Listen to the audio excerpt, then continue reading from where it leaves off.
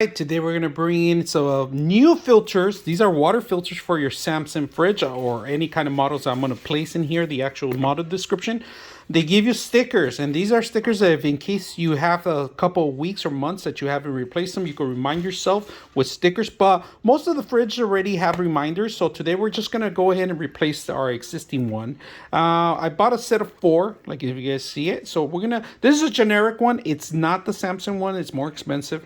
So we're going to go ahead and set this up. And if you have any questions or any comments regarding this, they have a barcode that you can always go back for information. So we're going to go ahead and set it up and see how it works.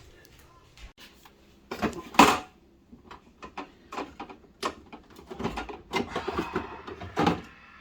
old one.